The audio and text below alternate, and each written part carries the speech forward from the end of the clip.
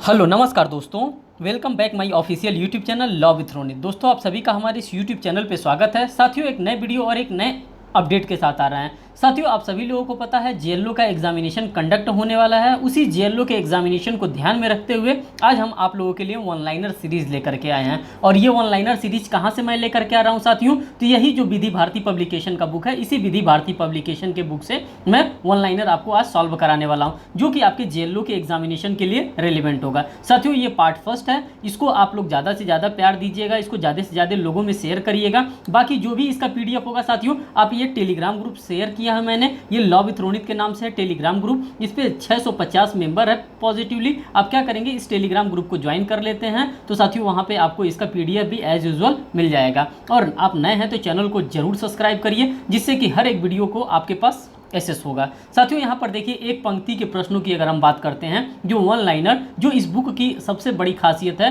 कि one liner आपको देखने के लिए मिलता है, और खास करके मेजर सब्जेक्ट का वन लाइनर हम आपके सामने डील कराने वाले हैं। साथियों काफ़ी प्रीवियस लेक्चर मेरे देखेंगे तो उसमें भी मैंने बिहार के माइनर एक्ट को और मेजर एक्ट को भी मैंने भी वन लाइनर फॉर्म में कराया था, और यहाँ पे भी वन लाइनर फॉर्म में मैं आपके लिए लेकर के आ रहा हूँ। अगर हम बात करते हैं साथियों कॉन्स्टिट्यूशन ऑफ इंडिया का, तो कॉन्स्टिट्यूशन ऑफ इंडिया में यहाँ पर दे रहा है संविधान की विशेषताएं। सबसे तो पहले हमको वन लाइनर में एक एक चीज़ों को यहाँ पे ऑब्जर्व करते हुए चलना है कि कौन कौन सी विशेषताएं हैं, किस किस प्रकार की विशेषताएं हैं जो कि हमारे कॉन्स्टिट्यूशन ऑफ इंडिया बनाते समय देखा गया था। कह रहा है संविधान सभा का गठन कैबिनेट मिशन योजना के अंतर्गत 1946 में हुआ था। ये बात साथियों आप सभी लोगों को पता है कि जब हमारा कैबिनेट मिशन योजना बनाया गया था, उसी कैबिनेट मिशन योजना के अंतर्गत 1946 में ही हमारे संविधान सभा का क्या किया गया था, गठन किया गया था। ये फैक्ट है, और ये फैक्ट आपके एग्जामिनेशन में बार बार आपसे पूछा जाता है। ठीक, सेकंड क्वेश्चन को देखिए, कह रहा है 11 दिसंबर 1946 को, कब साथियों ये डेट आपके लिए इंपॉर्टेंट है, कौन सा डेट, 11 दिसंबर 1946 को डॉक्टर राजेंद्र प्रसाद को सर्वसम्मति से संविधान सभा का, कॉन्स्टिट्यूशनल असेंबली का अध्यक्ष चुना गया था। किसको चुना गया था साथियों, तो डॉक्टर राजेंद्र प्रसाद साहब को यहाँ पे क्या चुना गया था, तो इनको संविधान सभा का अध्यक्ष चुना गया था। लेकिन इनसे 2 दिन पहले, ये 11 तारीख का डेट है और ये 9 तारीख की डेट की अगर हम बात करते हैं, 9 दिसंबर 1946 की अगर हम बात करते हैं, तो किसको चुना गया था साथियों, तो सच्चिदानंद सिन्हा साहब को क्या चुना गया था, अस्थायी तौर के रूप में उनको भी चुना गया था 9 दिसंबर 1946। उसके ठीक 2 दिन बाद 11 दिसंबर 1946 को डॉक्टर राजेंद्र प्रसाद साहब को क्या चुन लिया गया, कॉन्स्टिट्यूशनल असेंबली का अध्यक्ष चुन लिया गया। तो ये भी फैक्ट एंड सर्कमस्टांसेस आपके लिए इंपॉर्टेंट था, इसीलिए मैंने आपको यहाँ पे बताने का काम किया। जो चीज़ें यहाँ पे लिखी है वो चीज़ मैं डेफिनेटली बताऊँगा, जो चीज़ यहाँ पे नहीं लिखी है हम अपने नॉलेज के अकॉर्डिंग बेस्ट आपको यहाँ पे शेयर करने का काम करेंगे। कर संविधान बनाने वाले प्रारूप समिति के अध्यक्ष डॉक्टर बी.आर. अम्बेडकर साहब थे। ड्राफ्टिंग कमेटी के अध्यक्ष आप सभी लोगों को पता है कि ड्राफ्टिंग कमेटी का अध्यक्ष कौन था, तो डॉक्टर बी.आर. अम्बेडकर साहब ही, बाबा साहब भीमराव अम्बेडकर साहब ही क्या थे, ड्राफ्टिंग कमेटी के अध्यक्ष थे। आगे देखिए कह रहा है कैबिनेट मिशन प्लान की सिफारिश पर संविधान सभा का गठन किया गया था। किसकी सिफारिश पे, तो साथियों जो हमारे देश में कैबिनेट मिशन प्लान बना था, इसी कैबिनेट मिशन प्लान की सिफारिश पे क्या किया गया था, संविधान सभा का गठन किया गया था। आगे देखिए ये सभी के सभी वन लाइनर फैक्ट है, और एज यूजुअल आपके एग्जामिनेशन में ऐसे ही वन लाइनर फैक्ट पे आपको क्वेश्चन देखने के लिए मिलेगा। जो भी आपका क्वेश्चन आएगा दोस्तों, वो सब वन लाइनर फॉर्म में ही आपके एग्जामिनेशन में क्वेश्चन आता है। कर है अशोक मेहता समिति पंचायती राज्य से संबंधित थे। कौन संबंधित था साथियों, जब हम बात करते हैं 73वां संविधान संशोधन, किसकी बात करते हैं, 73वां संविधान संशोधन, 74वां संविधान संशोधन, ये किससे था, ये हमारा पंचायत से था। ये 73 जो 73rd कॉन्स्टिट्यूशनल अमेंडमेंट है, ये साथियों पंचायत से था। ये किससे था, तो ये म्यूनिसिपैलिटी से था। और ये कब हुआ था साथियों, तो 24 अप्रैल को हुआ था। कब हुआ था, तो 24 अप्रैल को हुआ था, और 24 अप्रैल 1992 को ये हुआ था। तो ये सारे फैक्ट एंड सर्कमस्टांसेस आपको समझ करके रखना चाहिए। और इससे क्या हुआ था, इससे आपका 11th नंबर का शेड्यूल डाला गया था, और इससे 12th नंबर का शेड्यूल आपके कॉन्स्टिट्यूशन में डाला गया था। तो ये सारे प्रोविज़न है, और ये अशोक मेहता साहब जो है ये किससे संबंधित है, ये पंचायती राज से ही संबंधित है। तो जो भी क्वेश्चन हो सकता है सभी क्वेश्चन को हम यहाँ पे रखने का काम करेंगे। आगे देखिए संविधान सभा के सदस्य जनता द्वारा सीधे चुने गए थे। जो भी संविधान सभा के यहाँ पे सदस्य थे सभी के सभी जनता के द्वारा यहाँ पे सीधे तौर पे यहाँ पे चुने गए थे। आगे कह रहा है जस्टिस एच.जे. कानिया साहब भारत के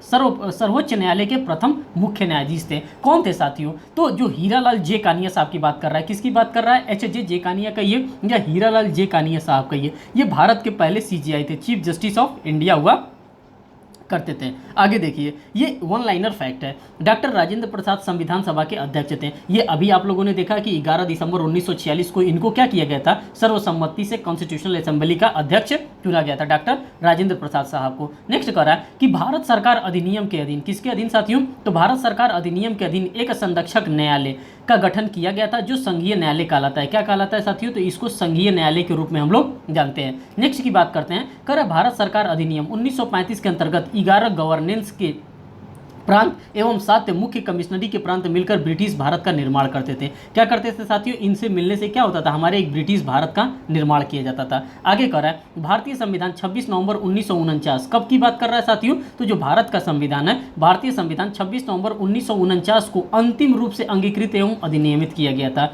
कब किया गया था साथियों, तो 26 नवंबर 1949। और इस डेट की किस नाम से जानते हैं आप, लॉ डे के नाम से जानते हैं। आपके कॉलेज में लॉ डे सेलिब्रेट किया जाता है, कॉन्स्टिट्यूशन डे इसी डेट को क्या किया जाता है, सेलिब्रेट किया जाता है। कब, 26 नवंबर 1949 को। और ये डेट आपको क्या करना है, ये डेट आपको रिमेंबर करके रखना है, क्योंकि यहाँ से बार बार आपके एग्जामिनेशन में क्वेश्चन पूछा जाता है 26 नवंबर 1949 से रिलेटेड। नेक्स्ट देखिए, कर संविधान सभा के संवैधानिक परामर्शदाता कौन थे, तो साथियों जो संवैधानिक परामर्शदाता की अगर हम बात करते हैं तो सर बी.एन. राव थे। कौन था साथियों, तो सर बी.एन. राव साहब थे। और ये क्या थे सर बी.एन. राव, सर ये आईसीजी में, आईसीजे की अगर हम बात करते हैं, इंटरनेशनल कोर्ट ऑफ जस्टिस में क्या थे, ये इंटरनेशनल कोर्ट ऑफ जस्टिस में ये साहब जज थे। इन्हीं के द्वारा क्या किया गया था, इन्हीं के द्वारा हमारे संविधान को बना करके दिया गया था। किसको दिया गया था, ड्राफ्टिंग कमेटी को सौंपा गया था। क्योंकि ये आईसीजे के जज थे, ये इंटरनेशनल कोर्ट ऑफ जस्टिस के जज थे, तो इन्होंने काफ़ी देशों के संविधान को क्या किया गया था, इनके द्वारा ऑब्जर्व किया गया था। और ये क्या थे, ये संवैधानिक परामर्शदाता थे। कौन थे, सर बी.एन. राव। ये बात आप ध्यान में रखिएगा,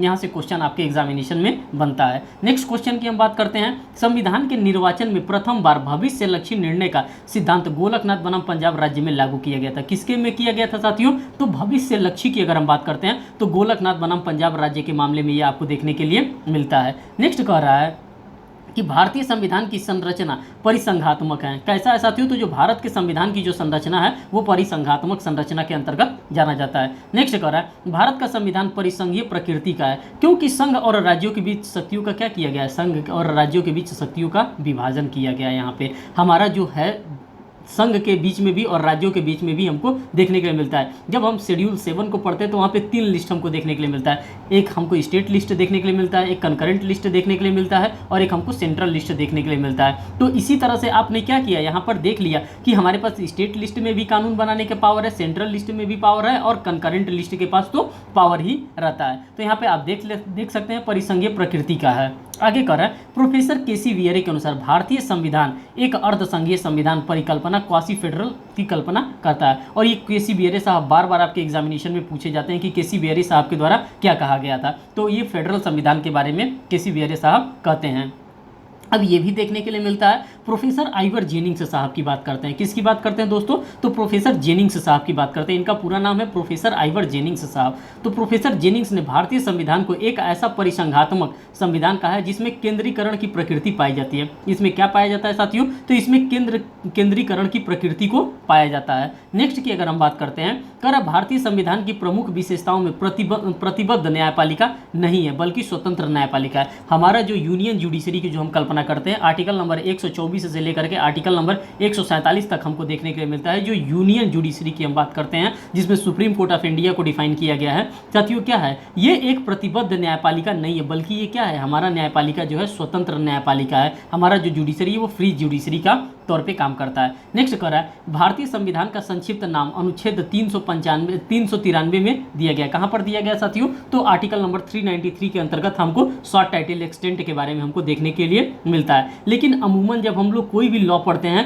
जैसे कि हम सीआरपीसी पढ़ते हैं, सीपीसी पढ़ते हैं, तो इन सभी का नाम कहाँ पर दिया, इन सभी का नाम सेक्शन नंबर 1 में हमको देखने के लिए मिलता है, सेक्शन नंबर 2 में देखने के लिए मिलता है। लेकिन जब हम कॉन्स्टिट्यूशन ऑफ इंडिया की बात करते हैं तो ये कहाँ हमको देखने के लिए मिलता है, एकदम लास्ट के अंतर्गत देखने के लिए मिलता है। क्या कह रहा है, संक्षिप्त नाम के बारे में, मीन्स की short title extent and commencement हमको आर्टिकल नंबर 393 के अंतर्गत ही देखने के लिए मिलता है। नेक्स्ट की हम बात करते हैं कि राष्ट्रीय आपात के समय अनुच्छेद 33, 334 और 352 359 के नागरिकों के मूल अधिकारों को निलंबित किया जा सकता है।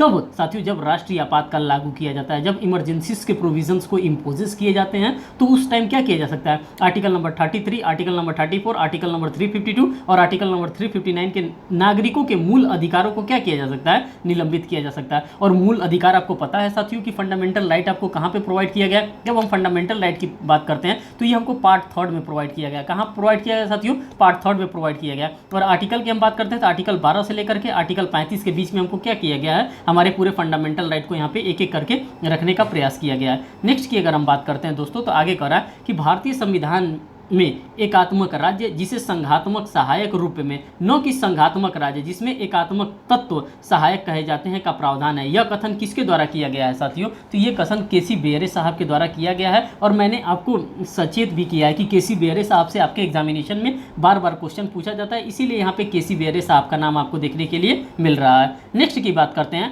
कर संविधान के प्रबल केंद्रीय संघ की विचारधारा का उपबंध ऑस्ट्रेलिया से लिया गया। ये साथियों कहाँ से लिया गया है? तो ये ऑस्ट्रेलिया से हम लोगों ने क्या किया है? एज यूजुअल इसको अडॉप्ट किया है। आगे कर रहा है, डॉक्टर भीमराव अंबेडकर के अनुसार भारत का संविधान कैसा है साथियों? हम किसकी बात कर रहे हैं? तो बाबा साहब अंबेडकर की बात करते हैं। और बाबा साहब अंबेडकर ने क्या बताया है अपने इंडियन कॉन्स्टिट्यूशन को? इन्होंने कहा है समय और परिस्थितियों के अनुसार एकात्मक और संघात्मक हो सकता है। जाहिर सी बात है, हमारा जो कॉन्स्टिट्यूशन ऑफ इंडिया है वो फ्लेक्सिबल भी है, फ्लेक्सिबल के साथ साथ रिजिड भी है। दोनों प्रकार की चीज़ें हमको देखने के लिए मिलती है। एक फ्लेक्सिबिलिटी भी देखने के लिए मिलती है और दूसरी हमको रिजिडिटी भी देखने के लिए मिलती है। फ्लेक्सिबिलिटी की अगर हम बात करते हैं साथियों, तो किस प्रकार से फ्लेक्सिबल है, और रिजिडिटी की बात करते हैं तो किस प्रकार से रिजिडिटी है। फ्लेक्सिबल में जैसे कि आप देख सकते हैं कि आपके पास टोटल 105 आपके पास क्या हो गया? आपके पास कॉन्स्टिट्यूशन अमेंडमेंट आपको देखने के लिए मिलते हैं। कितने अभी तक? आप आज़ादी का अमृत महोत्सव मना रहे हैं, 75वां अमृत महोत्सव मना रहे हैं, तो 75वें साल में ही क्या आपको देखने के लिए मिल रहा है? 105 आपको संविधान संशोधन देखने के लिए मिल रहा है। अगर हम यहाँ इसीलिए इसको फ्लेक्सिबल कहा जा रहा है। अगर हम रिजिडिटी की बात करते हैं तो ये किस प्रकार से रिजिड है साथियों?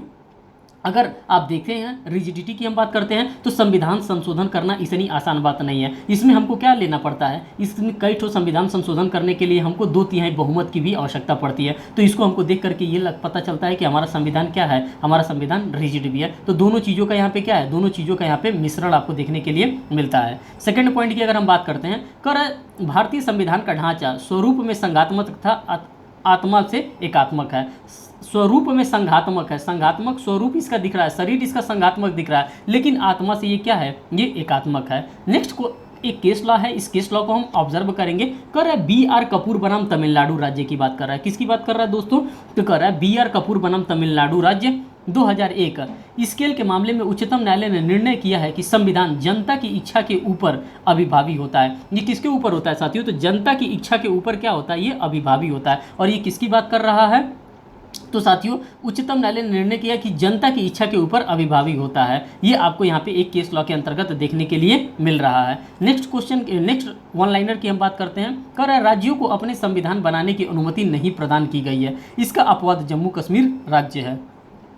ऐसा नहीं है कि जम्मू कश्मीर हमसे अलग था। मीन्स की अगर 370 की हम बात करते हैं, ये 370 क्या है? तो साथियों आर्टिकल नंबर 370 की बात कर रहे हैं और आर्टिकल नंबर 35A की बात कर रहे हैं। जो हमारा सेंट्रल गवर्नमेंट है साथियों, सेंट्रल गवर्नमेंट इतना मजबूत था कि ये आर्टिकल नंबर 370 और धारा 35A को क्या कर दिया गया? इसको एबॉलिश कर दिया गया। और एबॉलिश करने के बाद क्या किया गया? एक नया एक्ट पारित कर दिया गया और उस एक्ट का क्या नाम रखा गया? J&K रीऑर्गेनाइजेशन एक्ट रखा गया। क्या साथियों नाम रखा गया है? तो J&K रीऑर्गेनाइजेशन एक्ट नाम उसका रखा गया। J&K रीऑर्गेनाइजेशन एक्ट नाम उसका रखा गया। और ये कब पारित किया गया? तो 31 अक्टूबर 2019 को ये एक्ट क्या किया गया है? पारित कर दिया गया। अब इसके पारित होने से क्या है? हमारा जो भी कानून है, जैसे कि हमारा IPC है, पहले हमारा जम्मू एंड कश्मीर पे IPC लागू नहीं होता था, वहाँ रणबीर पिनल कोड लागू होता था। अब क्या हो गया? अब वो हट गया, अब वो रणबीर पिनल कोड समाप्त हो गया। अब वहाँ पे हमारा IPC लगेगा। साथ ही साथ पहले हमारा CPC वहाँ पे नहीं लागू होता था, CRPC हमारा नहीं लागू होता था। तो ये सारे जो सेंट्रल लेवल के कानून हैं, ये सभी के सभी अब जम्मू एंड कश्मीर पे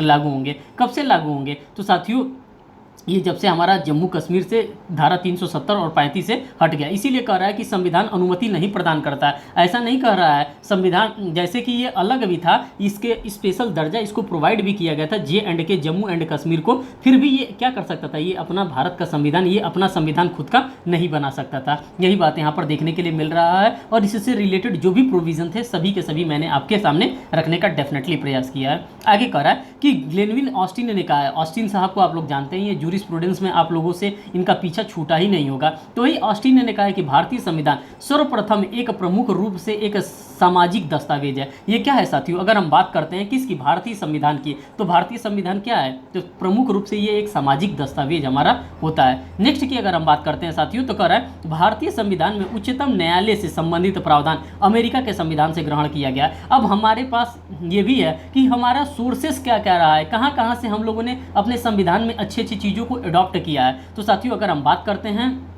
कि उच्चतम न्यायालय से संबंधित प्रावधान कहाँ से हम लोगों ने अडॉप्ट किया है, तो ये साथियों हम लोगों ने अमेरिका से अडॉप्ट किया है। आगे कह रहा है भारतीय संविधान संघ की अवशिष्ट शक्तियों को सुरक्षित करता है। जो भारत का संविधान होता है साथियों, ये रिज्यूडरी पावर जो होता है, जो बचे हुए शक्तियां होता है, उसको ये क्या करता है, उसको संरक्षित करके रखता है। नेक्स्ट की अगर हम बात करते हैं दोस्तों, तो यहाँ पे नेक्स्ट कह रहा है कि भारतीय संविधान की प्रणाली संसदीय प्रणाली है। जो भारत के संविधान की प्रणाली होती है साथियों, ये एक संसदीय प्रणाली के अंतर्गत ये वर्क करती है। आगे कह रहा है एक क्रियाशील परिसंघ के लिए न्यूनतम अज्ञापक अपेक्षा यह है कि राष्ट्रीय संघ, किसकी बात कर रहा है, राष्ट्रीय संघ एवं राज्य, इन दो स्तरों पर सरकारों के विधायी, प्रशासनिक एवं द्वितीय शक्तियों का स्वाधीन है, किंतु सहायकर उपयुक्त सुनिश्चित होंगे। तो ये चीज़ भी आपने यहाँ पर देख लिया। अब ये देखिए, ये यहाँ से अब आपके लिए इंपॉर्टेंट आ जाता है। कर भारतीय संविधान की प्रस्तावना मूल अधिकारों से संबंधित चीज़ों को अब हम देखेंगे। अब हम प्रस्तावना को यहाँ पर देखेंगे, प्रियम्बल को देखेंगे और साथ ही साथ हम लोगों ने क्या देखेंगे, हम यहाँ पे ऑब्जर्व करेंगे अपने फंडामेंटल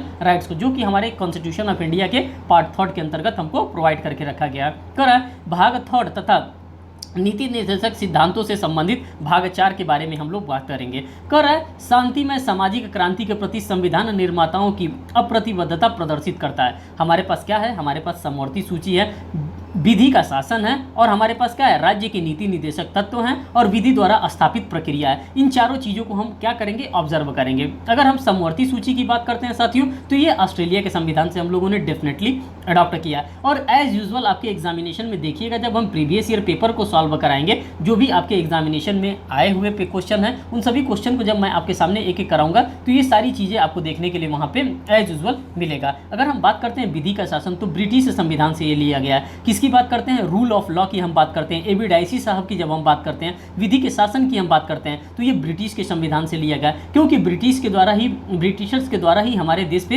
राज किया जा रहा था और उन्हीं से हम लोगों ने क्या लिया है, रूल ऑफ लॉ को लिया है। अगर हम बात करते हैं राज्य के नीति निर्देशक तत्वों की, जिसको directive principle of state policies कहा जाता है, और ये कहाँ से कहाँ तक है, तो आर्टिकल नंबर 36 से लेकर के आर्टिकल नंबर 51 के बीच में आपको पार्ट 4 में आपको देखने के लिए मिलता है। कहाँ पर देखने के लिए मिलता है साथियों, तो पार्ट 4 में आर्टिकल नंबर 36 से लेकर के आर्टिकल नंबर 51 के बीच में आपको देखने के लिए मिलता है। और ये हम लोगों ने अडॉप्ट किया है आयरलैंड के संविधान से। अगर हम यही बात करते हैं विधि द्वारा स्थापित प्रक्रिया, तो ये जो आर्टिकल नंबर 21 को आप पढ़ते हैं, तो आर्टिकल नंबर 21 में प्रोसीजर स्टेब्लिश्ड बाय लॉ की अगर हम बात करते हैं, किसकी, विधि द्वारा स्थापित प्रक्रिया, प्रोसीजर स्टेब्लिश्ड बाय लॉ और ड्यू प्रोसेस ऑफ लॉ की हम बात करते हैं, तो ड्यू प्रोसेस ऑफ लॉ यहाँ का कॉन्सेप्ट नहीं है, ये विधि द्वारा स्थापित प्रक्रिया ये कहाँ से लिया गया है, तो साथियों ये जापान के संविधान से इसको हम लोगों ने क्या किया, इसको अडॉप्ट किया है। जो भी अच्छी चीज़ें हैं उसको हम लोगों ने संविधान में क्या किया, अपने अडॉप्ट हम लोगों ने किया है। आगे देखिए, कह रहा है संघ का अति महत्वपूर्ण अभिलक्षण शक्ति का विभाजन है। जो संघ होता है साथियों, इसका महत्वपूर्ण लक्षण क्या होता है, ये शक्तियों को क्या करता है, बाइफरकेट करता है, शक्तियों को विभाजित करता है। जैसे कि हम लोगों ने स्टेट लिस्ट को देखा है, कंकरेंट लिस्ट को देखा है, साथ ही साथ सेंट्रल लिस्ट को देखा है, पंचायत को देखा है। तो यहाँ पे क्या किया जा रहा है, यहाँ पे हमारे पास पूरे शक्तियाँ का, जो भी हमारे पास केंद्र में शक्तियाँ,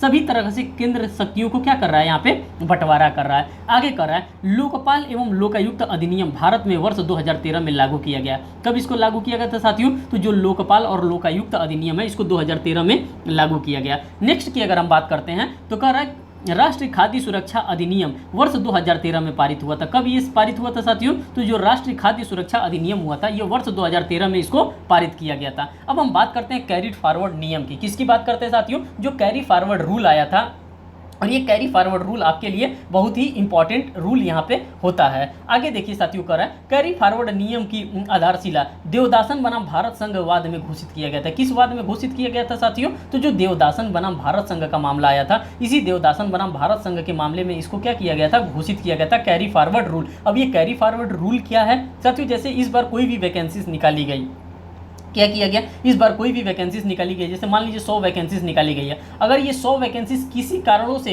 या तो बेहतर इस लायक कैंडिडेट आपको नहीं मिले हैं या कोई भी ऐसा कारण रहा जिसमें से ये सिर्फ 90 ही वैकेंसीज को क्या किया गया, फिल किया गया, 10 वैकेंसी इसमें से बची रह गई, तो ऐसा नहीं है कि जब आगे अगर वैकेंसी निकाली जाएगी, अगर 90 पोस्ट के लिए वैकेंसी निकाली जाएगी तो इसको भी क्या किया जाएगा, जो पोस्ट इसमें से 100 पोस्ट के लिए वैकेंसी निकाली गई थी, 90 कैंडिडेट मिले थे, जो 10 पोस्ट यहाँ पे बची थी, उस 10 पोस्ट को भी क्या किया जाएगा, इसमें लागू शामिल कर दिया जाएगा और इसी को कैरी फॉरवर्ड कहा जाएगा। फिर इसे यहाँ पे 100 वैकेंसीज के लिए, 100 पोस्ट के लिए वैकेंसीज जारी किया जाएगा। और ये किस केस में आपको देखने के लिए मिलता है? तो देवदासन बनाम भारत संघ का एक मामला आया था, उसी मामले में आपको ये देखने के लिए मिलता है। अब उद्देशिका से, प्रियम्बल से रिलेटेड क्वेश्चंस को आप ऑब्जर्व करिए और ये साथियों मैं यकीन आपको दिलाता हूँ कि अगर आप हमारे साथ 1 महीना बने रहेंगे तो जेएलओ आपसे बिल्कुल भी दूर नहीं रहेगा, क्योंकि मैं वन लाइनर के माध्यम से आपको एक फैक्ट एंड सर्कमस्टांसेस यहाँ पे शेयर करूंगा, साथ ही साथ इसके जो भी प्रीवियस ईयर क्वेश्चंस बने हैं सभी प्रीवियस ईयर क्वेश्चंस को मैं भी सॉल्व कराऊंगा। बस आपका पॉजिटिवली कमेंट आना चाहिए और आप अपने इस फ्रेंड सर्किल में इसको क्या करते रहें, ज़्यादा से ज़्यादा लोगों को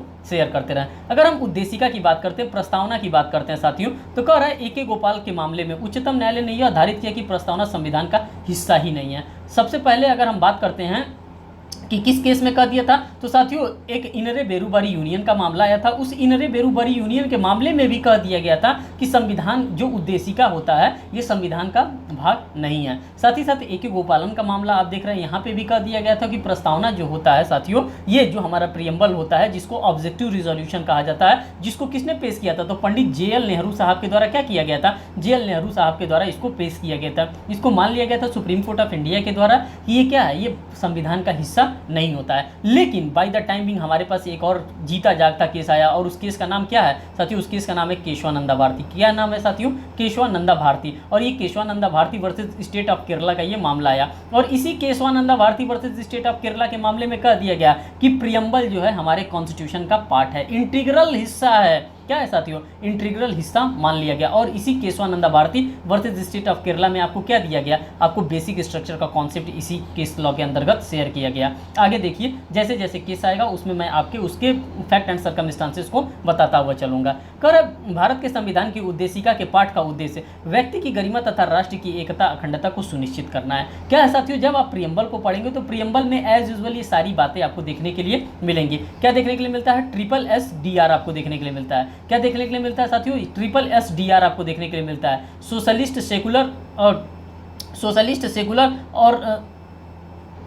सेकुलर और सोशलिज्म, डेमोक्रेटिक रिपब्लिक, ये सारी चीज़ें आपको देखने के लिए मिलता है। उसका शॉर्टकट होता है SSSR, यहाँ पे आपको शॉर्टकट आपने देख लिया।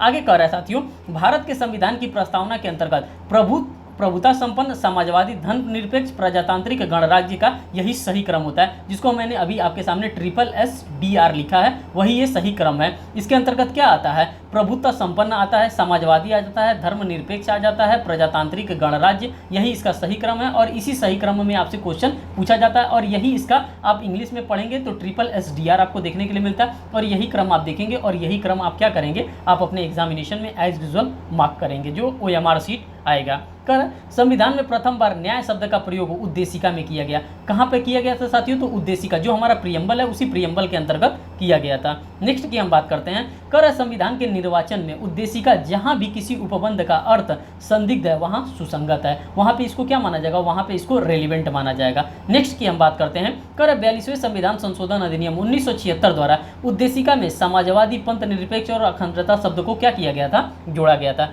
किसकी हम बात करते हैं साथियों, तो 42वें संविधान संशोधन अधिनियम 1976 द्वारा उद्देशिका में समाजवादी पंथ निरपेक्ष और अखंडता शब्द को यहाँ पे जोड़ा गया था। नेक्स्ट की हम बात करते हैं दोस्तों, तो कह रहा है भारतीय संविधान की उद्देशिका में सबके लिए शिक्षा का एवं तथा नैतिक न्याय का उल्लेख नहीं किया गया था। साथियों आपको पता है कि आर्टिकल नंबर 21A आपको क्या किया गया है, अमेंड करके इसको जोड़ा गया। कब जोड़ा गया था साथियों? तो 1986 में जब कॉन्स्टिट्यूशनल अमेंडमेंट हुआ था, तो उसी 1986 के कॉन्स्टिट्यूशनल अमेंडमेंट से इसको क्या किया गया था, शिक्षा के अधिकार को हमारे फंडामेंटल राइट के तहत जोड़ा गया था। ये हमारे उद्देशिका के अंतर्गत प्रोवाइड नहीं किया गया था। मीन्स कि जब आप प्रस्तावना को देखते हैं तो प्रस्तावना में ये चीज़ आपको प्रोवाइड नहीं किया गया था। किसको? शिक्षा के अधिकार को आपके प्रस्तावना के अंतर्गत प्रोवाइड नहीं किया गया था। आगे कह रहा है संविधान की प्रस्तावना उद्देशिका में अब तक एक बार संशोधन किया गया है। और वो कब किया गया साथियों? तो 42वें संविधान संशोधन के अंतर्गत प्रस्तावना में मात्र एक बार संशोधन किया गया। और ये बार बार क्वेश्चन पूछा जाने वाला है कि कितने बार प्रस्तावना में संशोधन किया गया है। तो आज तक सिर्फ और सिर्फ एक ही बार प्रस्तावना में संशोधन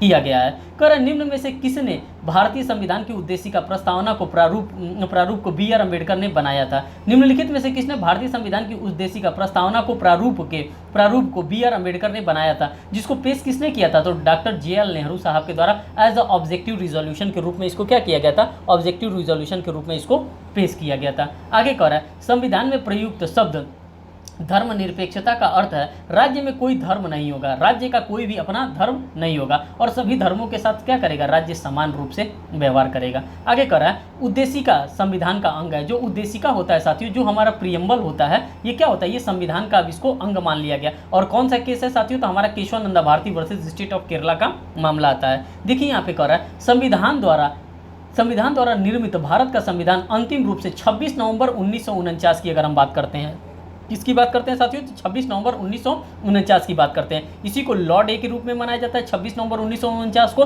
कॉन्स्टिट्यूशन डे के रूप में मनाया जाता है 26 नवंबर 1949 को। और इसी दिन क्या किया गया था? अंगीकृत, अधिनियमित एवं आत्मार्पित किया गया था। किसको? भारत के संविधान को। आगे देखिए यहाँ पे कह रहा है केशवानंद भारती बनाम केरल राज्य के मामले को, और ये 1973 का ये मामला है साथियों।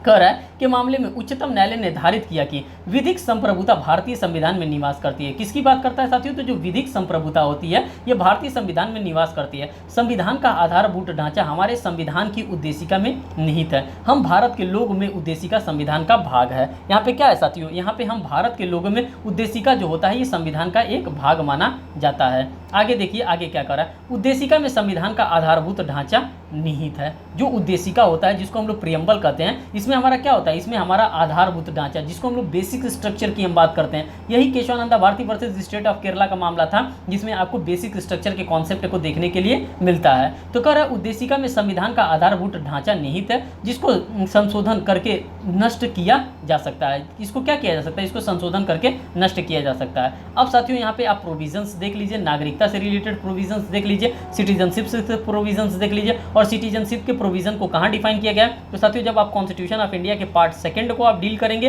तो पार्ट 2 में आर्टिकल नंबर 5 से लेकर के आर्टिकल नंबर 11 के बीच में आपको क्या देखने के लिए मिलता है? सिटीजनशिप देखने के लिए मिलता है। देखिए कह रहा है कुछ महीने के लिए दूसरे देश में टूर यात्रा पर जाना ऐसा तरीका है जो नागरिकता समाप्त नहीं करता है। जाहिर सी बात है इस प्रकार से आपकी नागरिकता को समाप्त नहीं किया जा सकता है। नेक्स्ट कह रहा है संविधान के अनुच्छेद 3 के अंतर्गत संसद किसी नए राज्य की संरचना कर सकता है। डेफिनेटली उसके पास पावर होता है संसद के पास कि वो किसी नए राज्य की संरचना कर सकता है, बिल्कुल कर सकता है। नेक्स्ट कह रहा है भारत के किसी क्षेत्र में अनुसूचित क्षेत्र घोषित करने की शक्ति संसद को प्राप्त होती है। ये शक्ति किसको प्राप्त होती है साथियों? तो ये किसको अनुसूचित क्षेत्र घोषित किया जाएगा? ये शक्ति संसद को प्राप्त होती है। नेक्स्ट कर रहा है जो संविधान लागू होने के पश्चात अपने कार्य के कारण भारत के राज्य क्षेत्र में मामूली तौर पर निवास कर रहा है वो आदिवासी से नागरिकता नहीं है। वो आदिवासी से क्या होता है? वो नागरिकता नहीं होता है। थर्ड की बात करते हैं। अब मौलिक अधिकार की हम बात करते हैं, फंडामेंटल राइट्स की बात करते हैं, जो कि कहां से कहां तक डिफाइन किया गया है साथियों? तो आर्टिकल नंबर 12 से लेकर के आर्टिकल नंबर 35 के बीच में इसको डिफाइन किया गया है। और ये ऑलरेडी मैंने आपको बता दिया है कि भाग 3 के अंतर्गत ये आपको देखने के लिए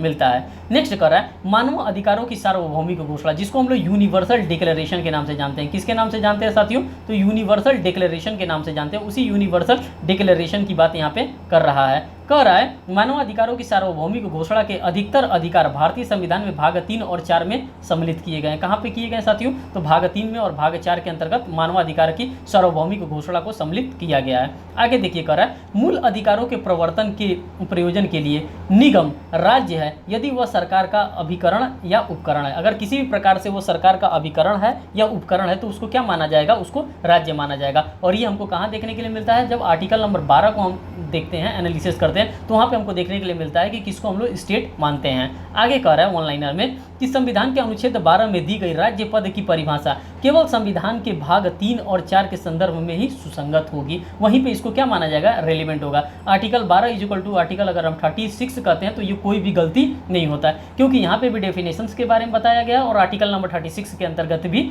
डेफिनेशंस के बारे में ही बताया गया है।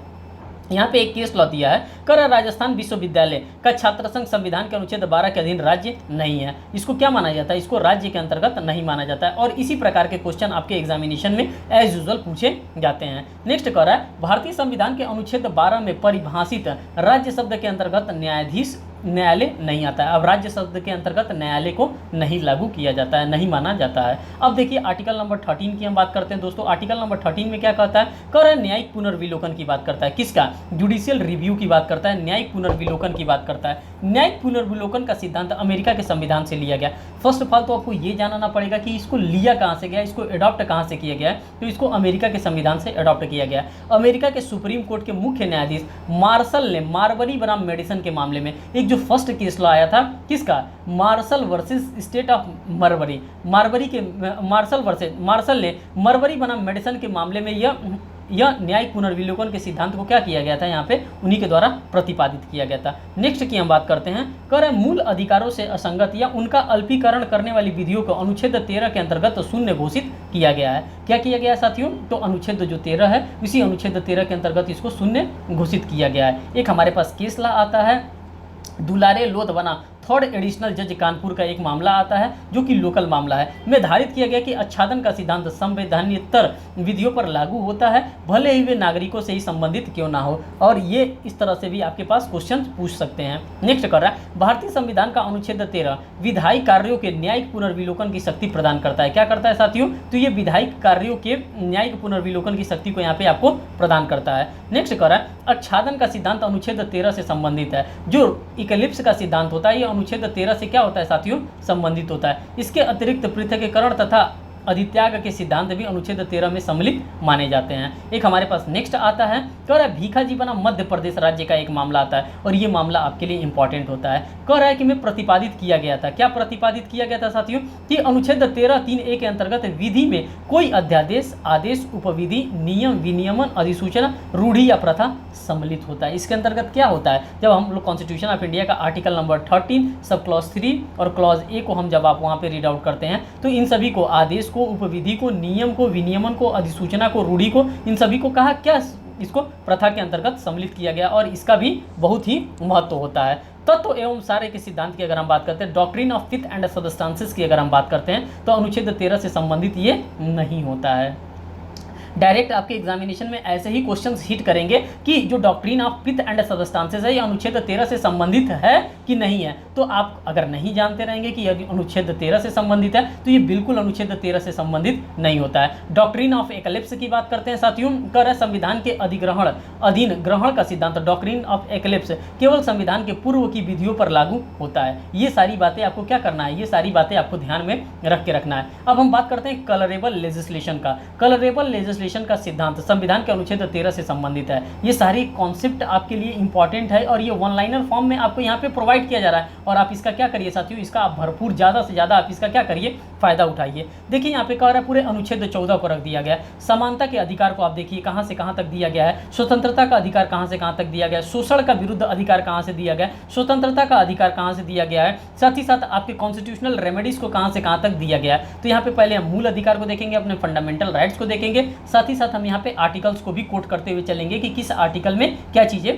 बताया गया है। फर्स्ट की हम बात करते हैं समानता के अधिकार की अगर हम बात करते हैं तो ये अनुच्छेद 14 से लेकर के अनुच्छेद 18 के बीच में आपको देखने के लिए मिलता है। राइट टू इक्वालिटीज की बात करते हैं, आर्टिकल नंबर 14 में देखने के लिए मिलता है, आर्टिकल नंबर 15 में, आर्टिकल नंबर 16 में, आर्टिकल नंबर 17 में और आर्टिकल नंबर 18 में। इन सभी आर्टिकल्स में हमको समानता के अधिकार देखने के लिए मिलते हैं। जब सेकंड पॉइंट की हम बात करते हैं स्वतंत्रता के अधिकार, तो आर्टिकल नंबर 19, 20, 21 और 22 के अंतर्गत ये क्या देखने के लिए मिलता है, स्वतंत्रता का अधिकार, जो कि सबसे ज्यादा अगर वेटेज कहेंगे तो आर्टिकल नंबर 21 का यहाँ पे आपको देखने के लिए मिलता है। अब शोषण के विरुद्ध अगर हम अधिकार की बात करते हैं, किसकी बात करते हैं साथियों, तो शोषण के विरुद्ध अधिकार की हम बात करते हैं तो आर्टिकल नंबर 23 और आर्टिकल नंबर 24 के अंतर्गत आपको शोषण के विरुद्ध अधिकार देखने के लिए मिलता है। लेकिन जब हम यहीं पे बात करते हैं धार्मिक स्वतंत्रता के अधिकार की, तो ये अनुच्छेद 25 से लेकर के आर्टिकल नंबर 28 के बीच में आपको धार्मिक स्वतंत्रता के अधिकार को देखने के लिए मिलता है। अब यही बात करते हैं संस्कृति एवं शिक्षा संबंधी अधिकार, तो साथियों ये आर्टिकल नंबर 29 और 30 के अंतर्गत हमको देखने के लिए मिलता है कल्चरल एंड एजुकेशनल राइट्स की अगर हम बात करते हैं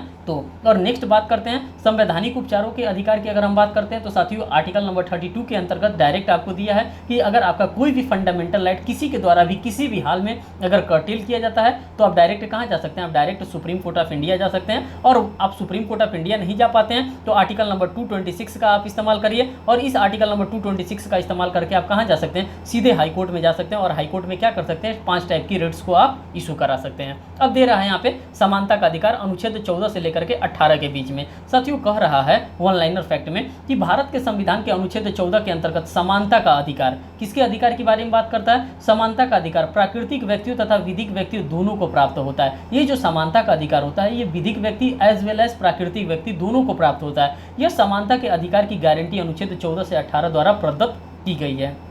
यहाँ पे जो समानता के अधिकार की अगर हम बात करते हैं तो अनुच्छेद 14 से लेकर के अनुच्छेद 18 के बीच में आपको दिया गया है। साथ ही साथ करा लड़का 21 वर्ष की, लड़की 18 वर्ष की, विवाह योग्य आयु में विभेद के अनुच्छेद 14 का उल्लंघन नहीं करता है। कह देगा कि ये तो विभेद, ये तो उल्लंघन कर रहा है, लड़का 21 वर्ष का हो जाएगा, लड़की 18 वर्ष की हो जाएगी, तभी विवाह होगा। यहीं पे समानता के अधिकार का क्या किया जा रहा है, उल्लंघन किया जा रहा है। तो एज सच यहाँ पे किसी भी प्रकार का कोई भी उल्लंघन नहीं किया जा रहा है, क्योंकि ये एडल्ट्रेज सफरेज की बात कर रहा है। जब आदमी एडल्ट हो जाएगा तभी क्या कर सकता है, वो विवाह करेगा। यहाँ पे इस प्रकार का कोई भी उल्लंघन यहाँ पे नहीं किया जा रहा है। क्वेश्चंस को आप ध्यान से ऑब्जर्व करिएगा जब आपके एग्जामिनेशन में ऐसा क्वेश्चन आएगा तो। नेक्स्ट कर रहा है भारत के संविधान के अनुच्छेद 14 में विधि का शासन निहित होता है। इसमें क्या होता है, rule of law. AB Dicey साहब क्या होते हैं, निहित होते हैं। और एबी डाइसी साहब कहाँ से थे, तो ये ब्रिटेन से थे, और ब्रिटेन से ही हमने इस कॉन्सेप्ट को भी क्या किया है, अडॉप्ट किया है।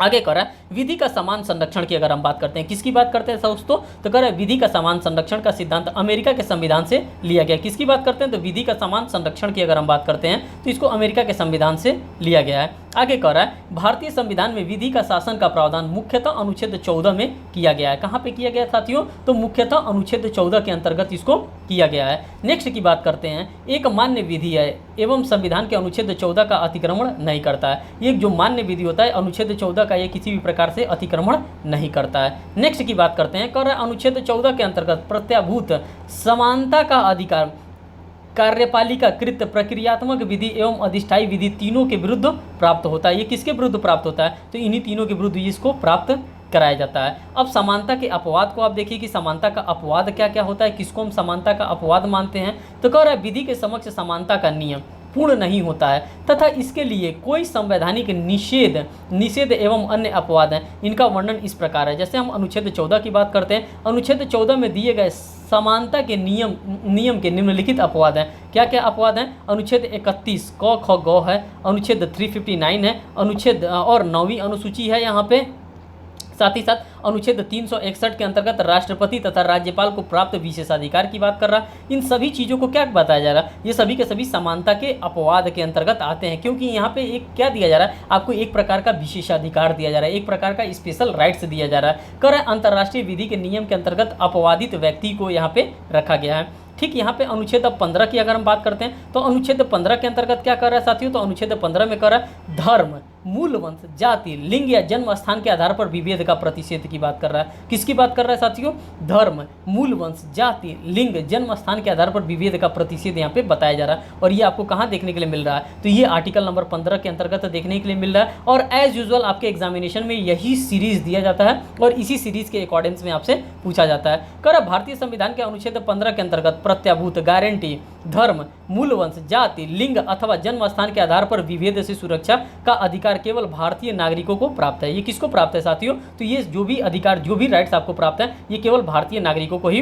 प्राप्त है। कर संविधान पिछड़ेपन की अवधारणा पर प्रावधान सामाजिक एवं शैक्षणिक पिछड़ेपन के आधार पर करता है। किसके आधार पर करता है साथियों, तो जो जो सामाजिक पिछड़ेपन का आधार होता है उसी सामाजिक पिछड़ेपन के आधार पे करता है। एक हमारे पास इससे रिलेटेड हमारे पास इंपॉर्टेंट केस लॉ आता है जिसको हम लोग इंदिरा साहनी बनाम भारत संघ के मामले से जानते हैं। कह रहे इंदिरा साहनी बनाम भारत संघ पिछड़े वर्गों के लिए आरक्षण के बारे में बात करता है। किसके बारे में बात करता है साथियों? तो जो पिछड़े वर्ग जो ओबीसी वाले हैं, ओबीसी के आरक्षण के बारे में हमको बात करता है इंदिरा साहनी का मामला। फिर यहाँ पे ज्ञान कौर बनाम पंजाब राज्य का मामला आ जाता है साथियों। ये बात करता है प्राण एवं दैहिक स्वतंत्रता के अधिकार के बारे में हमको बात करता है। नेक्स्ट हमारे पास आ जाता है एएस नारायण बनाम, ये एएस नारायण का जो मामला आ जाता है ये धार्मिक स्वतंत्रता के अधिकार से रिलेटेड हमारा मामला होता है। और हमारे पास जो नेक्स्ट मामला आ जाता है भीखाजी बनाम मध्य प्रदेश राज्य का मामला आता है साथियों। ये आच्छादन के सिद्धांत से रिलेटेड मामला आता है, इक्लिप्स से, जो आर्टिकल नंबर 13 में हमारा डिफाइन किया गया है उसी से रिलेटेड ये मामला आपके सामने शो हो रहा है। तो साथियों हम केस लॉ को भी आपके सामने क्या करेंगे, ऑब्जर्व करेंगे अगर आप लोगों का पॉजिटिवली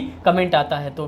कह रहा शिक्षण संस्थाओं में अनुसूचित जातियों एवं जनजातियों के पक्ष में स्थानों का आरक्षण अनुच्छेद 15 सब क्लॉज 4 में शासित होता है। कहाँ पे होता है साथियों? तो अनुच्छेद 15 सब क्लॉज 4 के अंतर्गत शासित होता है। नेक्स्ट कह रहा है कि शिक्षण संस्थाओं में पिछड़े वर्ग तथा अनुसूचित जातियों के पक्ष में स्थानों का आरक्षण संविधान के अनुच्छेद 15 सब क्लॉज 4 में अनुज्ञेय है। कहाँ पे साथियों? तो अनुच्छेद 15 सब क्लॉज 4 के अंतर्गत आपको देखने के लिए मिलता है। फिर यहाँ पे आर्टिकल नंबर 16 को अब हम लोग डिकोड करते हुए चलेंगे। आर्टिकल नंबर 16 में देखिए कह रहा है भारत के संविधान का 93rd अमेंडमेंट की बात करते हैं। किसकी बात करते हैं? 93rd कॉन्स्टिट्यूशनल अमेंडमेंट में 93वें संवैधानिक संशोधन केंद्र संरक्षण संस्थाओं में प्रवेश आरक्षण से संबंधित है। किसमें है साथियों? तो जो केंद्र में शिक्षण संस्थाओं हैं वहाँ पे केंद्र के शिक्षण संस्थाओं में प्रवेश से आरक्षण से संबंधित है। जैसे कि मान लीजिए यूनिवर्सिटी ऑफ इलाहाबाद आपका है, तो ये क्या है? ये एक सेंट्रल यूनिवर्सिटी है और इस सेंट्रल यूनिवर्सिटीज़ में आरक्षण की बात कर रहा है। कब? जब आप प्रवेश लेते हैं किसी भी एग्जामिनेशन के, एंट्रेंस एग्जामिनेशन के बाद की बात कर रहा है। कह रहा भारत के संविधान के अनुच्छेद 16 सब क्लॉज 4 के अंतर्गत आरक्षण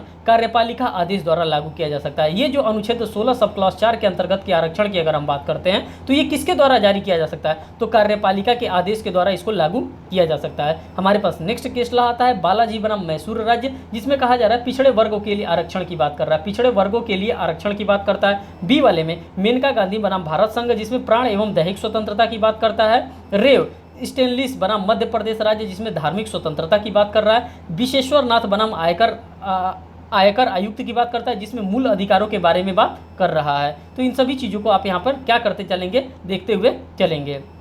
नेक्स्ट आर्टिकल नंबर 17 और 18 को यहाँ पे ऑब्जर्व करिए। क्या कह रहा है साथियों? कह रहा है भारतीय संविधान में अस्पृश्यता उन्मूलन से संबंधित प्रावधान अनुच्छेद 17 में है। किससे है साथियों? तो अनटचेबिलिटीज की बात करता है, अस्पृश्यता की बात कर रहा है। और इसका एज यूजुअल प्रोविजंस आपको कहाँ देखने के लिए मिलता है? तो कॉन्स्टिट्यूशन ऑफ इंडिया के आर्टिकल नंबर 17 में देखने के लिए मिलता है। Protection of civil rights, protection of civil right act अनुच्छेद 17 कार्यान्वयन के अधिनियम का अधिनियमित किया गया। इसको कब किया गया? तो आर्टिकल नंबर 17 के ही कार्यान्वयन के लिए इसको क्या किया गया? इसको अधिनियमित किया गया है। नेक्स्ट की बात करते हैं। कह रहा है संविधान के अनुच्छेद 17 में अस्पृश्यता का अंत तथा उसका किसी भी रूप में आचरण निषिद्ध किया गया है। किसका? तो जो आर्टिकल नंबर 17 है इसका किसी भी रूप में आचरण जो होता है इसका निषिद्ध किया गया है। आगे की हम बात करते हैं। कह रहे नागरिकता अधिकार संरक्षण, नागरिकता संरक्षण अधिनियम अनुसूचित जाति तथा अनुसूचित जनजाति अत्याचार निवारण अधिनियम 1989 और भारतीय संविधान के अंतर्गत भारत में अस्पृश्यता को समाप्त घोषित किया गया। इसको क्या कर दिया गया? इसको समाप्त कर दिया गया। अस्पृश्यता,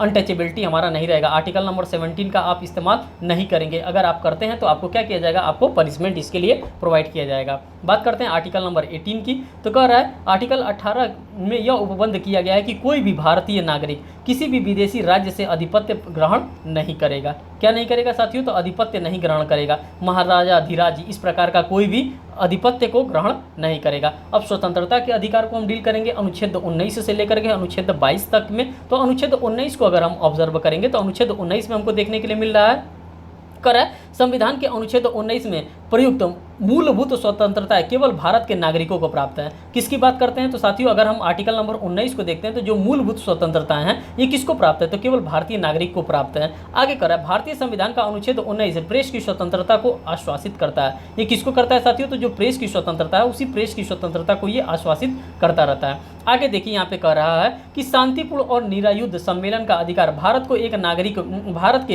एक नागरिक को संविधान के अनुच्छेद 19 के अधीन मूल अधिकार के रूप में प्रत्याभूत है। मूल अधिकार के रूप में क्या दिया गया? यहाँ पे गारंटी आपको प्रोवाइड किया गया। नेक्स्ट कर रहा है अनुच्छेद 19 द्वारा प्रत्याभूत स्वतंत्रताओं के प्रवर्गों की संख्या 6 है। यहाँ पे कितना आपको संख्या प्रोवाइड किया गया है साथियों, तो यहाँ पे 6 संख्या आपको प्रोवाइड किया गया है। नेक्स्ट कर रहा है हड़ताल का अधिकार मूल अधिकार नहीं है, इसे लिली थॉमस बनाम भारत संघ के वाद में अवैध घोषित किया गया। किसके वाद में साथियों, तो लिली थॉमस का एक मामला आया था और इसी लिली थॉमस के मामले में कहा गया कि हड़ताल का जो अधिकार होता है ये आपका फंडामेंटल राइट मूल अधिकार के अंतर्गत इसको काउंट नहीं किया जाता है। नेक्स्ट कह रहा है कि हड़ताल का अधिकार संविधान के अनुच्छेद 21 के परिधि में नहीं आता है, आप हड़ताल नहीं कर सकते हैं, ये आर्टिकल नंबर 21 के अंतर्गत आपको प्रोटेक्ट नहीं करता है। नेक्स्ट कह रहा है अनुच्छेद 19 सब क्लास 2 के अंतर्गत अनुच्छेद 19 सब क्लास 1 क में दिए गए वाक्य एवं अभिव्यक्ति की स्वतंत्रता पर निम्नलिखित आधारों पर निर्बंध अधिरोपित किए जा सकते हैं। मीन्स की रीजनेबल रिस्ट्रिक्शन से यहाँ पे क्या किया जा सकते हैं, इम्पोज किए जा सकते हैं। जैसे अभी कोविड-19 आया था तो कोविड-19 को देखते हुए क्या किया गया था, मंदिर को, मस्जिद को, हर एक चीज़ को क्या किया गया था, रोक दिया गया था, बंद कर दिया गया था। स्कूल, कॉलेज, ऑफिस सभी चीज़ों को क्या किया गया था, रीजनेबल रिस्ट्रिक्शंस लगा दिया था। कह रहा है भारत की संप्रभुता और अखंडता, राज्य की सुरक्षा, विदेशी राज्यों के साथ मैत्रीपूर्ण संबंध, लोक व्यवस्था, शिष्टाचार का सदाचार के हित में न्यायालय अवमानना, मानहानि या अपराध, उत्पीड़न या युक्तियुक्त निर्बंधन में क्या किया जा सकता है, रीजनेबल रिस्ट्रिक्शंस को इम्पोज किया जा सकता है। नेक्स्ट को देखिए, नेक्स्ट वन लाइनर को कर अनुच्छेद 19 सब क्लास 2 के अंतर्गत हिकलिन टेस्ट शालीनता एवं नैतिकता से संबंधित है। किसकी बात कर रहा है साथियों, तो हिकलिन टेस्ट की बात करता है। ये शालीनता और नैतिकता से संबंधित टेस्ट माना जाता है। जब आप आईपीसी को पढ़ेंगे तो आईपीसी में आपको हिकलिन टेस्ट देखने के लिए मिलता है। आगे कह रहा है भ्रमण की स्वतंत्रता पर अनुच्छेद 19 सब क्लास 5 के अंतर्गत साधारण जनता के हित तथा किसी अनुसूचित जाति के हित के संरक्षण के लिए निर्बंधन लगाया जा सकता है। इस प्रकार के रिस्ट्रिक्शंस आपके ऊपर लगाए जा सकते हैं। नेक्स्ट कह रहा है संविधान का अनुच्छेद 20 सब क्लास 3 एक अपराध के अभियुक्त व्यक्ति के संबंध में अधिकार को प्रत्याभूत करता है। मीन्स कि उसके राइट को क्या करता है, वहाँ पे गारंटीड आपको प्रोवाइड करता है। नेक्स्ट कह रहा है 44वें संविधान संशोधन द्वारा संविधान के अनुच्छेद 19 एक एफ को निरस्त कर दिया गया और इसको अब क्या डाल दिया गया, तो साथियों यहाँ पे 300 लिखा है, 300 कैपिटल ए होगा। कैपिटल ए के अंतर्गत संवैधानिक अधिकार अब हमारा ये हो गया है। अब क्या हो गया, अभी हमारा लीगल राइट हो गया। पहले संपत्ति का हमारा अधिकार क्या हुआ करता था साथियों, तो हम बात करते हैं संपत्ति के अधिकार को, तो संपत्ति का अधिकार हमारा पहले फंडामेंटल राइट हुआ करता था। कहाँ पे, तो कॉन्स्टिट्यूशन ऑफ इंडिया के आर्टिकल नंबर 19 के क्लॉज एफ के अंतर्गत वो प्रॉपर्टी का जो राइट होता था हमारा फंडामेंटल राइट हुआ करता था। लेकिन जब 44th कॉन्स्टिट्यूशनल अमेंडमेंट किया गया था, कौन सा किया गया था साथियों, तो 44th जब कॉन्स्टिट्यूशनल अमेंडमेंट किया गया था तो इस 44th कॉन्स्टिट्यूशनल अमेंडमेंट से इसको हटा करके कहाँ डाल दिया गया, कॉन्स्टिट्यूशन ऑफ इंडिया के आर्टिकल नंबर 300 कैपिटल ए के अंतर्गत डाल दिया गया और इसको लीगल राइट बना दिया गया। क्या बना दिया गया साथियों, तो इसको लीगल राइट बना दिया गया। अब आप सोचेंगे कि फंडामेंटल राइट में और लीगल राइट में क्या अंतर होता है, तो साथियों अगर हम बात करते हैं फंडामेंटल राइट की, तो आप फंडामेंटल राइट अगर आपका कोई भी वायलेट करता है तो आर्टिकल नंबर 32 और आर्टिकल नंबर 226 के अकॉर्डिंग आप यहाँ पे Supreme Court of India as well as यहाँ पे हाई कोर्ट आप जा सकते हैं। लेकिन जब हम बात करते हैं लीगल राइट के बारे में तो साथियों यहाँ पे आप डायरेक्ट आप सुप्रीम कोर्ट और हाई कोर्ट में नहीं जा सकते हैं, इसीलिए उसको क्या कर दिया गया, वहाँ से उसको हटा दिया गया। आगे देखिए कह रहा है भारत के संविधान में एक अभियुक्त को अनुच्छेद 20 के अंतर्गत निम्नलिखित संरक्षण प्रदान किए गए। क्या क्या, कार्योत्तर विधि के विरुद्ध संरक्षण की बात कर रहा है, दोहरे दंड से संरक्षण की बात करता है, आत्म अभिशंसन से संरक्षण की बात कर रहा है। ये सभी प्रकार के संरक्षण आपको देखने के लिए मिलता है आर्टिकल नंबर 20 के अंतर्गत। फिर आगे कर रहा है अनुच्छेद 20 दोहरे दंड से अभिप्रेत है कि एक ही व्यक्ति को उसी अपराध के लिए 2 बार विचारित नहीं करना चाहिए। मीन्स कि एक व्यक्ति के द्वारा किसी भी प्रकार का कोई भी ऑफेंस कमिट किया गया उससे उसको सजा भी प्रोवाइड कर दिया गया, लेकिन कुछ दिन बाद दूसरे व्यक्ति के द्वारा भी कोई ऑफेंस कमिट कर दिया गया और उसको फिर से पकड़ कर लेकर चले गए, चलो तुम ही क्या किए थे, तुम अपराध किए थे, तुमको भी फिर से क्या मिलेगी, सजा मिलेगी। तो इस प्रकार का नहीं किया जा सकता और इसका संरक्षण कौन करता है, तो कॉन्स्टिट्यूशन ऑफ इंडिया का आर्टिकल नंबर 20 करता है। यहाँ पे एक लीगल मैगजीन दिया है नेमो डेविड वेक्सारी, सिद्धांत दोहरे संकट से संबंधित है। ये किससे संबंधित होता है साथियों, तो जो दोहरे दंड से संरक्षण होता है उसी दोहरे दंड से ये संरक्षण की बात करता है। नेक्स्ट बात करता है अनुच्छेद 20 सब क्लॉज 2 में इस सिद्धांत को वर्णित किया गया है कि किसी व्यक्ति को एक ही अपराध के लिए 2 बार दंडित नहीं किया जा सकता है। अगर मान लीजिए कि कोई भी व्यक्ति है, अगर एक बार उसने ऑफेंस कमिट किया और उस ऑफेंस की सजा उसको दे दी गई तो फिर से उसको क्या किया जाएगा, उसी ऑफेंस के लिए अगेन उसको पनिशेबल नहीं किया जाएगा। नेक्स्ट कह रहा है प्राग दोष मुक्ति का सिद्धांत दोहरे परिसंकट से संबंधित है। किससे संबंधित है साथियों, तो जो प्राग दोष मुक्ति के सिद्धांत से दोहरे परिसंकट से संबंधित इसको माना जाता है। नेक्स्ट कह रहा है भारतीय संविधान का अनुच्छेद 20 सब क्लॉज 3 में आत्म अभिशंसन सेल्फ इंक्रिमिनेशन के सिद्धांत से इसको क्या माना जाता है, इसको संबंधित माना जाता है। नेक्स्ट कह रहा है किसी अपराध के लिए अभियुक्त किसी व्यक्ति को स्वयं अपने विरुद्ध साक्षी होने के लिए बाध्य नहीं किया जा सकता, यह एक मूल अधिकार के अंतर्गत इसको माना जाता है। नेक्स्ट की अगर हम बात करते हैं साथियों तो कह रहा है अनुच्छेद 20 और 21 द्वारा प्रत्याभूत मूल अधिकारों को आपातकालीन की उद्घोषणा होने के लिए भी निलंबित नहीं किया जा सकता। इसको क्या किया जा सकता है? इसको निलंबित नहीं किया जा सकता है। कर दैहिक स्वतंत्रता के अधिकार की हम बात करते हैं। अगर आर्टिकल नंबर 21 को हम यहाँ पे डील करते हैं और दैहिक स्वतंत्रता के अधिकार की हम बात करते हैं, तो साथियों सबसे बड़ा अगर आपका कोई अधिकार है तो वो आर्टिकल नंबर 21 है। कब से हो गया? तो साथियों मेनका गांधी का जब से केस आया, मेनका गांधी के बाद से आपके कॉन्स्टिट्यूशन ऑफ इंडिया के आर्टिकल नंबर 21 का दायरा इतना ज़्यादा बढ़ गया, जीने का अधिकार, सोने का अधिकार, उठने का अधिकार, मेडिकल सुरक्षा पाने का अधिकार, बच्चा पैदा करने का अधिकार, शादी करने का अधिकार, हर एक अधिकार को आर्टिकल नंबर 21 के अंतर्गत घुसाया गया। यहाँ पे वन लाइनर देखिए, कर संविधान के अनुच्छेद 21 के अंतर्गत प्रत्याभूति, दैहिक स्वाधीनता का अधिकार में विदेश गमन का अधिकार तथा एकांतता के अधिकार दोनों को समाहित किया गया। अब ये विदेश जाने का अधिकार कहाँ से आया था? तो साथियों मेनका गांधी का एक केस आया था और उसी मेनका गांधी के केस से आपको विदेश जाने के अधिकार के बारे में राइट्स आपको यहाँ पे प्रोवाइड किया जाता है। नेक्स्ट कर रहा है संविधान के उपबंध और दूसरा 1948 के विश्व मानवाधिकार घोषणा के आधार पर, अतः यह कथन गलत है कि मौलिक अधिकारों के संदर्भ में संवैधानिक अपकृत्य के नए विस्तार का लाभ विदेशी नागरिकों को उपलब्ध नहीं है। नेक्स्ट आगे कह रहा है कि भारत में नागरिकों को शिक्षा का मौलिक अधिकार प्राप्त है। किसको अधिकार प्राप्त है साथियों? तो भारत में नागरिकों को शिक्षा का मौलिक अधिकार प्राप्त है। और ये मौलिक अधिकार आपको कहाँ प्राप्त है? तो आर्टिकल नंबर 21A के अंतर्गत आपको ये शिक्षा का अधिकार आपको प्रोवाइड किया गया है। कर संविधान के अनुच्छेद आर्टिकल 21 के निर्वाचन के माध्यम से स्वच्छ पर्यावरण के अधिकार या उन्नयन मौलिक अधिकार के अंतर्गत शामिल किया गया है। नेक्स्ट करा उच्चतम न्यायालय ने निजता के अधिकार को अनुच्छेद 21 के सन्निहित माना है। यह मत उच्चतम न्यायालय ने गोविंद बनाम मध्य प्रदेश राज्य के मामले में क्या किया गया था? व्यक्त किया गया था। आगे करा भारत में दैहिक स्वतंत्रता का अधिकार विधि द्वारा स्थापित प्रक्रिया के अधीन माना जाता है। तो हर एक चीज आपको आर्टिकल नंबर 21 के अंतर्गत देखने के लिए मिलेगा। फिर यहाँ पर आप देखिए दोस्तों, यहाँ पे कह रहा है कि मृत्यु का अधिकार भारतीय संविधान के अनुच्छेद 21 में सम्मिलित नहीं है। यहाँ ज्ञान कौर का केस आप देखेंगे, फिर से उसके बाद से ज्ञान कौर का केस आप देख रहे हैं, फिर साथ साथ एक्टिव यूथेनेसिया, पैसिव यूथेनेसिया यहाँ पर आप देख रहे हैं। तो तमाम चीज़ों को आप क्या कर रहे हैं? आर्टिकल नंबर 21 के अंतर्गत आप देखने का काम कर रहे हैं। फिर अरुणा रामचंद्र शानबाग का भी केस आप आर्टिकल नंबर 21 के ही अंतर्गत देख रहे हैं। कर किसी मामले को उसके प्राण एवं दैहिक स्वतंत्रता विधि द्वारा स्थापित प्रक्रिया के अनुसार ही वंचित किया जाएगा। अगर किसी को भी वंचित भी करना होगा तो आप क्या करेंगे? इस प्रोसीजर स्टेब्लिश्ड बाई लॉ के अकॉर्डेंस में ही आप उसको वंचित करेंगे, अन्यथा आप उसको वंचित नहीं करेंगे। अब आर्टिकल नंबर 21 को यहाँ पर देखिए कि क्या कर रहा है। आर्टिकल नंबर 21 को कर रहा है 86वां संविधान संशोधन, जो कि ऑलरेडी मैंने आपको बता दिया है कि 2002 का ये 86वां संविधान संशोधन हुआ था। और इसी 86वां संविधान संशोधन को क्या किया गया था? इसी से हमारे जो शिक्षा का अधिकार था आर्टिकल नंबर 21 को मीन्स कि आर्टिकल नंबर 21A के रूप में इसको क्या किया गया था? डाल दिया गया था और इसको मूल अधिकार बना दिया गया था शिक्षा के अधिकार को, जो कि हमारे DPSP में पहले हुआ करता था। कर संविधान के अनुच्छेद 21 को में शिक्षा के अधिकार एक मूल अधिकार है। ये बेसिक इन्फॉर्मेशन है। संविधान के अनुच्छेद 21A के अंतर्गत 6 वर्ष से लेकर के 14 वर्ष के बच्चों को क्या दिया जाएगा? शिक्षा पाने का अधिकार। और वो भी कैसे शिक्षा पाएंगे? निःशुल्क शिक्षा उनको प्रोवाइड किया जाएगा। और ये किसका कर्तव्य होगा? तो उनके माता पिता का भी कर्तव्य होगा और साथ साथ वहाँ के लोकल जो म्यूनिसिपैलिटीज होगी या ग्राम पंचायत होगा उनका भी कर्तव्य होगा कि उनके बच्चों को क्या करेंगे? शिक्षित करेंगे। MK आचार्य बनाम CMD West Bengal distributor limited में AIR 2008 कोलकाता 47 के मामले में कलकत्ता उच्च न्यायालय ने अब निर्धारित किया कि बिजली पाने का अधिकार अनुच्छेद 21 के अंतर्गत दैहिक स्वतंत्रता में आता है। अब इसको भी बता दिया गया कि ये कहाँ पे आता है? तो ये दैहिक स्वतंत्रता के अंतर्गत आता है। अब अनुच्छेद 22 को आप देखिए।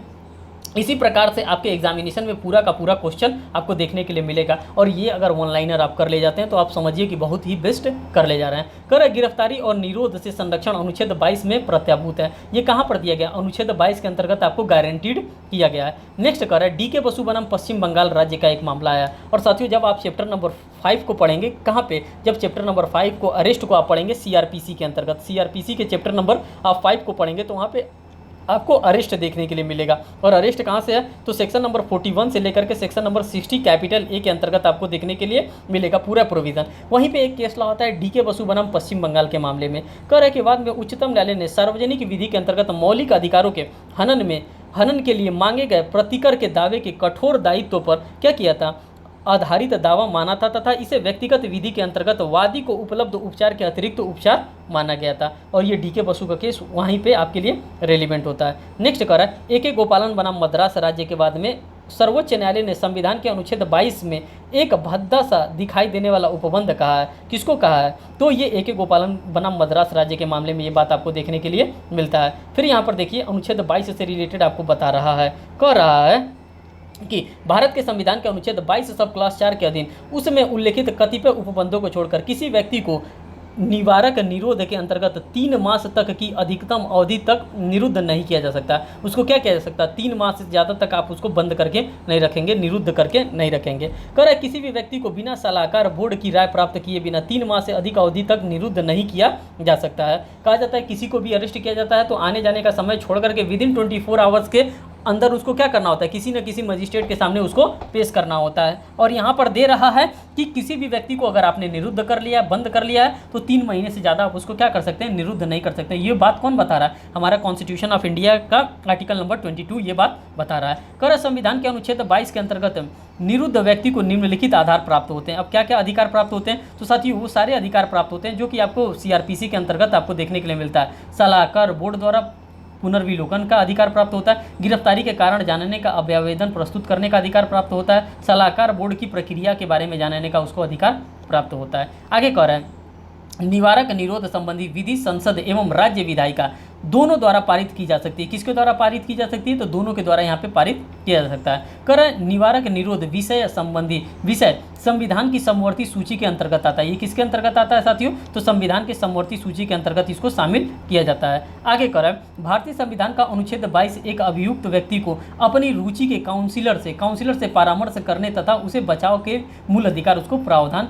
किया गया है। अब ये कहाँ पे किया गया? तो ये भी CRPC का ही प्रोविजन है कि उसको अपने पसंद के एडवोकेट से मिलने का अधिकार दिया जाता है। और जब 41D को आप पढ़ेंगे तो 41D के अंतर्गत आपको CRPC में देखने के लिए ये बात एज यूजुअल लिखा मिलेगा। अब आर्टिकल नंबर 23 और 24 को आप पढ़ेंगे। यहाँ पे 23 और 32 लिख दिया गया। 23 और 24 यहाँ पे आर्टिकल होगा। आर्टिकल नंबर 23 और 24 को आप क्या करेंगे? यहाँ पे आर्टिकल नंबर 23 और 24 को पढ़ेंगे। कर मानव का दुर्व्यापार एवं बलात् श्रम का प्रतिषेध अनुच्छेद 23 के अधीन किया गया है। कर अनुच्छेद 23-24 शोषण के विरुद्ध अधिकार की विवेचना करता है। किसकी बात करता है? तो साथियों अनुच्छेद 23 और 24 क्या करता है? शोषण के विरुद्ध अधिकार की विवेचना करता है। कर 14 वर्ष से कम आयु के बच्चों को किसी भी कारखाने, खान या किसी अन्य संकट भर काम में नियोजित नहीं करना जाएगा। अनुच्छेद 24 के अंतर्गत प्रत्याभूत शोषण के विरुद्ध अधिकार का अतिलंघन माना जाता है। कर है दूसरों का धर्म परिवर्तन कराने की स्वतंत्रता संविधान में प्रत्याभूत धर्म स्वतंत्रता से समाविष्ट नहीं माना जाता है। तो साथियों ये पूरा चीज आप लोगों ने यहाँ पे ऑब्जर्व कर लिया। अब जो हमारे पास नेक्स्ट चीज आएगा, जो हमारा